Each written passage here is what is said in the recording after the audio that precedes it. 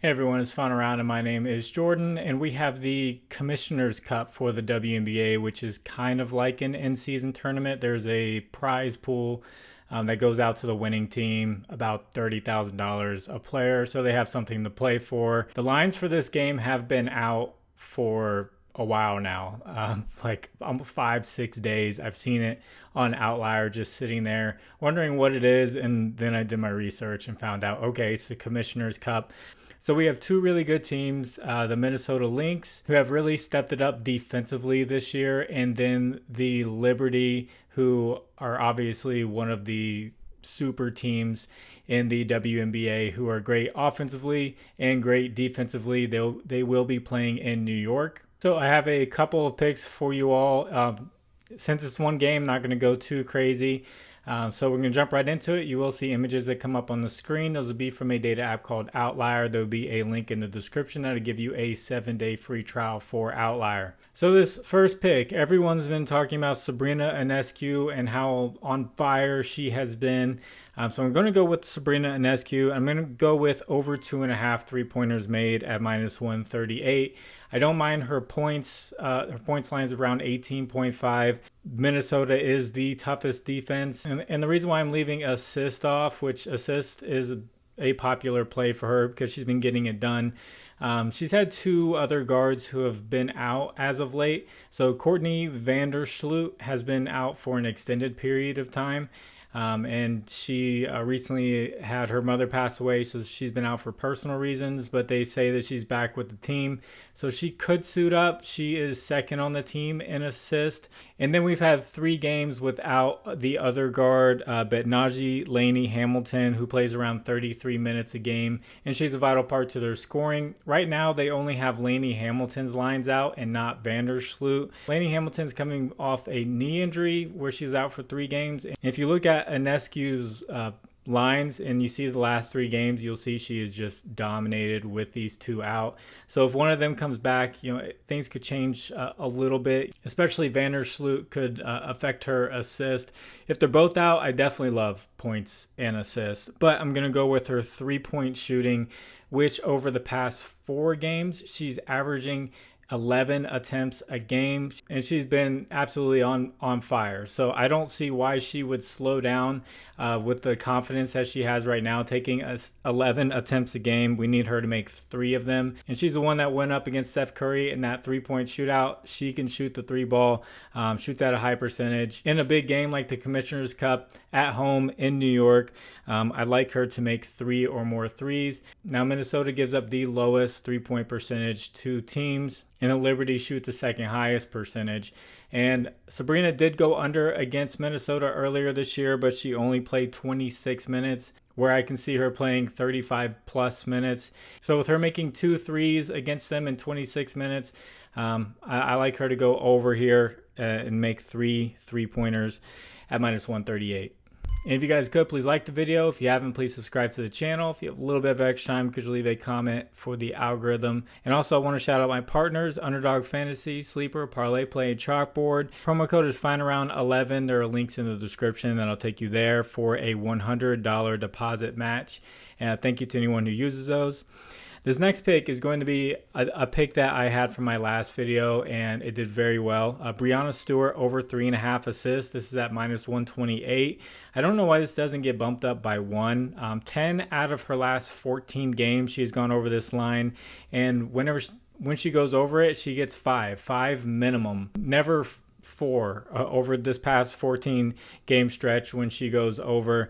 Minnesota is giving up the least assists to teams, but she did get 5 against them when they played earlier this year. And the Liberty in the month of June get the most assists as a team. So they just work very well as a cohesive unit, and they get a lot of assists. And Stewart has also gone over this in 4 out of the last 5 home games. In this last pick, I'm going to pick someone from Minnesota. It's going to be Napheesa Collier, over 8.5 rebounds at -135. She's gone over in 69% of games this season. She's averaging 10.5 rebounds a game. The person who is second on her team is Courtney Williams, and she's averaging 5.2 rebounds a game, so half. So it's just a massive drop off. She just gets the majority of the rebounds.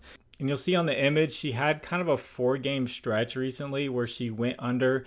I'm not sure the exact reasons why, but I did see 2 of those games she played under 30 minutes, so I don't know if that had to do with blowout reasons. And then it wasn't foul trouble, I checked that. And then 2 of the other ones were tough matchups. So that 4-game stretch is a little weird, but you'll see the rest of the season she's just been dominating on the boards. And the Liberty are a tough matchup against rebounds, but she got 12 against them earlier this year. I expect her to be playing around 36 plus minutes. That's around the average where she plays in competitive games. She even had a 40-minute game where she played the entire game, but it looks like 36, 37 minutes might be where we're going to see her play at in this very competitive game for the Commissioners Cup. If you'd like to discuss lines further, I have a Discord. Link is in the description. You hop on in there. Conversation going on about all kinds of sports in there. It's free. It's a great community, so I'd love to see you jump on in there. And also a recap of the last WNBA video. It was 5-0. I gave 2 picks in the video and then 3 in the pinned comment before the game started. Had Angel Reese over 11.5 rebounds. That's just easy money. She ended up with 16. Caitlin Clark over 5.5 rebounds. This was a sweat. She had a few opportunities where she tried to tip it out to a teammate and it went to the opposing team. I'm not sure why she just didn't grab it, but she sat at 5 for a while, and then there was a scramble on a missed free throw, and the ball just ended up in her hands for the 6 rebounds. So that one went over. And then I had Jewel Lloyd under points and rebounds. She went under by 3 points and rebounds against a tough Connecticut team. Then I had the Breanna Stewart assist. She hit that. And then I had Dejanay Carrington over 3.5 rebounds, and she ended up with 4. So 5-0 day. Hopefully we can keep it going with these picks. So if you haven't noticed, I did my best to stay away from scoring props. I know with Sabrina, she's a great scorer. She's on fire right now, so I'm going to go with that 3 points made just because of the volume we have been seeing from her. But in the WNBA, someone had pointed it out that it's more of a team-based style, kind of like if you play middle school, high school basketball. The very first play you learn is motion. The motion play. It's a very team-oriented play. You know, you pass the ball, go back, set a screen. The other guy comes off, you pass the ball. It's not an isolation play like you see in the NBA. The NBA is very ISO heavy, where they try to find a mismatch and then break down the isolation and get the an easy layup, get an easy jump shot, or have a double team come and you find your shooters. WNBA is a little bit different because we didn't see Caitlin Clark take a shot near the end of that Chicago game. Whereas, I'm just sitting there like, why doesn't she just go ISO? Why don't they call an ISO play for her? And she's just not that type of player. They just don't play that way in the WNBA. She just kept passing it to her teammates, and they tried to make shots, and it just wasn't working too well for them. So you can have a player who scores a lot, just not show up one game and not take very many attempts. I'm hoping with Ionescu that since it's the Commissioners Cup and this is very important to them and everything like that, that she keeps that volume going and she's hot right now. So other than that, I do like rebounds props mainly, and then after that, I do like assist props because they do find the players for easy layups a lot of the time.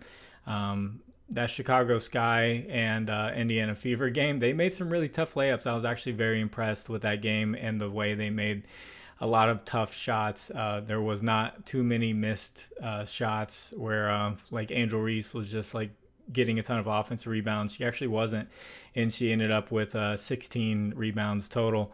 But overall, I hope we get a good game. If you're watching the Stanley Cup Game 7 tonight, I'm going to be watching that. Hopefully that's an amazing one.